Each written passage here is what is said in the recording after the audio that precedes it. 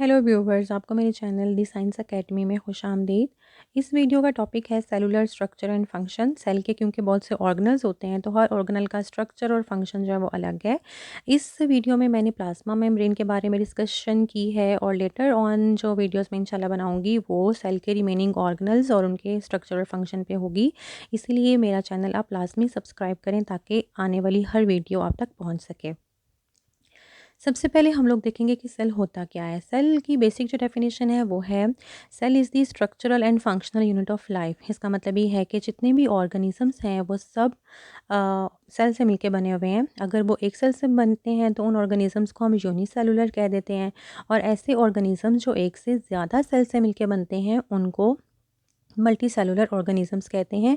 और जो एक सेल है वो डिफरेंट ऑर्गेनल्स के मिलने से बनता है, और डिफरेंट ऑर्गेनल्स जो हैं वो सेल के अंदर डिफरेंट फंक्शन परफॉर्म करते हैं। सेल में सेल ऑर्गेनल्स के अलावा और बहुत से स्ट्रक्चर्स होते हैं जो कि बहुत ही इंपॉर्टेंट होते हैं, जिनकी एग्जांपल्स हैं cell membrane, plasma membrane, cytoplasm और साइटोस्केलेटन। सेल मेम्ब्रेन और प्लाज्मा मेम्ब्रेन दो डिफरेंट टर्म्स हैं जिनमें हम अक्सर कंफ्यूज होते हैं, और इन दोनों की कन्फ्यूजन और इन दोनों में डिफरेंस जो है वो मैंने लास्ट पे मेंशन किया है। सो मेरी वीडियो लास्ट तक आप लास्ट में देखें। अ, इसके बाद हम लोग देखते हैं कि जो सेल मेम्ब्रेन है वो डिफरेंट जो कंपोजिशंस हैं उनकी वो क्या होती हैं या उनके फंक्शंस क्या हैं, ये हमारा टॉपिक जो है वो होगा। और जी, सेल मेम्ब्रेन जो होती है that is the outermost covering in an animal cell. Animal cell में सबसे बाहर वाली कवरिंग जो होती है उसको हमने सेल मेम्ब्रेन हम कहते हैं, और जबकि प्लांट सेल में सेल मेम्ब्रेन के बाहर एक और कवरिंग होती है जिसको सेल वॉल कहा जाता है। सेल मेम्ब्रेन थिन होती है और इलास्टिक होती है, और ये जो इलास्टिक नेचर है सेल मेम्ब्रेन की वो सेल मेम्ब्रेन को हेल्प करती है, किसी भी स्फीयर कंडीशन में बस्ट अप होने से बचाती है। अब हम लोग बात करते हैं सेल मेम्ब्रेन के फंक्शंस की। तो जो बहुत important function cell membrane perform करती है दैट इज़ सेमी परमिएबल, जिसका मतलब ये है कि all molecules can not cross the cell membrane. Only selective molecules will be able to cross the cell membrane.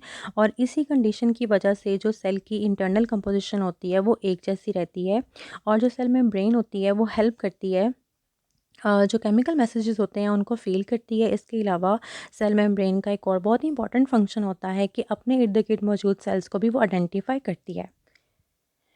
Dear viewers, अब हम लोग बात करते हैं chemical composition of cell membrane की।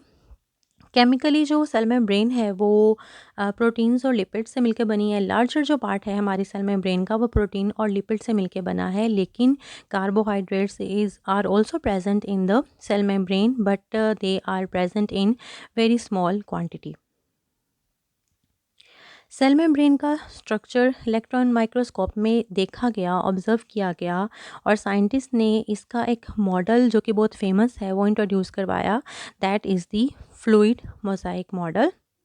अब हम लोग इस मॉडल के बारे में डिटेल में डिस्कस करेंगे कि फ्लूइड मोज़ाइक मॉडल होता क्या है। एक्चुअली जो फ्लूइड मोज़ाइक मॉडल है उससे ये पता चलता है, अकॉर्डिंग टू दिस मॉडल, कि जो लिपिड्स हैं वो बायलेयर मतलब 2 लेयर्स में प्रेजेंट होती हैं, अपर लेयर और लोअर लेयर। और लिपिड की ये बायलेयर मेम्ब्रेन को इलास्टिसिटी प्रोवाइड करती हैं, और प्रोटीन्स जो होती हैं वो उसमें एम्बेडेड होती हैं। इसीलिए हम लोग इस मॉडल को फ्लूइड मोज़ाइक मॉडल का नाम देते हैं। अब आप लोग इसकी डायग्राम देखें। इस डायग्राम में आपको ये लिपिड्स की 2 लेयर्स नज़र आ रही हैं, जो कि लिपिड बायलेयर है, और सेंट्रल पार्ट जो है वो प्रोटीन का मॉलिक्यूल है जो कि हेल्प करता है मॉलिक्यूल्स को क्रॉस करने में दिस सेल मेम्ब्रेन। और इसमें आप लोग ग्लाइकोलिपिड्स और ग्लाइकोप्रोटीन्स की भी जो टर्म्स हैं वो भी आप लोग देख सकते हैं। और अब हम लोग डिस्कस करेंगे कि ये जो ग्लाइकोप्रोटीन्स हैं या जो ग्लाइकोलिपिड्स हैं ये एक्चुअली होती क्या हैं। सो डियर व्यूवर्स, इस डायग्राम से डिफरेंट जो मेम्ब्रेन के पार्ट्स हैं वो तो क्लियर हो गए हैं। अब हम लोगों ने देखना है कि ग्लाइकोलिपिड्स क्या हैं और ग्लाइकोप्रोटीन्स क्या हैं। हमने कंपोजिशन में पढ़ा था कि जो कंपोजिशन है उसमें लिपिड्स और प्रोटीन्स के अलावा कार्बोहाइड्रेट्स भी मौजूद होते हैं।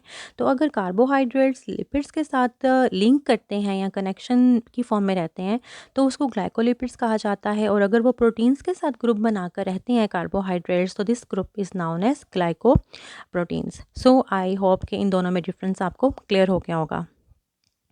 अब लास्ट में मैं बात करती हूँ, जो मैंने स्टार्ट पे आपसे कहा था कि सेल मेम्ब्रेन और प्लाज्मा मेम्ब्रेन, हम दोनों में डिफरेंस है। और दोनों में डिफरेंस क्या है कि एक सेल की all the membranes of a cell is known as cell membrane. एक सेल की जितनी भी मेम्ब्रेन्स होती हैं, चाहे वो ऑर्गेनल्स के इर्द गिर्द हों, उनको हम लोग सेल मेम्ब्रेन का नाम देते हैं। जबकि जो सेल की आउटर मेम्ब्रेन होती है, आउटर मोस्ट मेम्ब्रेन, उसको हम लोग प्लाज्मा मेम्ब्रेन कहते हैं।